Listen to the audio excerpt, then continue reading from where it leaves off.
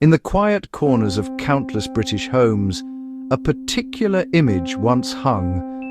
A portrait of a young, sorrowful boy, his eyes wide and glistening with unshed tears. It was known simply as the crying boy. First appearing in the 1950s, these prints were mass-produced and sold in department stores across the country, becoming a common piece of household decor.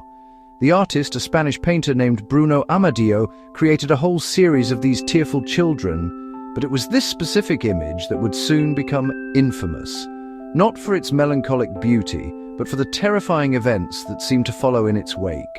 The story first broke into the public consciousness in 1985, when a popular tabloid newspaper ran a chilling headline. A house in Rotherham had burned to the ground in a devastating fire. Amidst the charred ruins and blackened debris, investigators found one object miraculously unharmed, a print of the crying boy. Soon more stories flooded in from all over the UK. A family in Bradford, a couple in London, a home in Liverpool, all destroyed by fire, and in every single case, the painting was discovered completely untouched by the flames.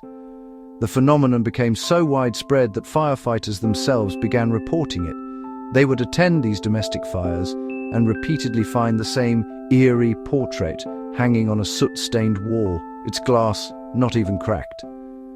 Some fire stations allegedly issued internal warnings, advising staff not to have the painting in their own homes. Public fear turned into a nationwide panic. Of course, there were attempts to find a rational explanation. Skeptics pointed out that the prints were treated with a fire-retardant varnish and pressed onto a high-density hardboard that was difficult to ignite. Others suggested the fires were caused by common household hazards like faulty wiring or carelessly placed cigarettes, and the painting's survival was simply a recurring, uncanny coincidence. But the public preferred a more supernatural tale. A rumor began to circulate that the boy in the painting was a Spanish orphan named Don Bonillo, whose parents had perished in a fire. The story went that the boy was followed by misfortune, and wherever he went, fires would mysteriously break out. The artist, Bruno Amadeo, took pity on the boy and painted his portrait, only for his own studio to burn down. The curse, they said, was now attached to the boy's image. In the grip of this hysteria, people tried to rid themselves of the curse. The tabloid that first reported the story organized a mass bonfire, and hundreds of readers sent in their prints to be destroyed.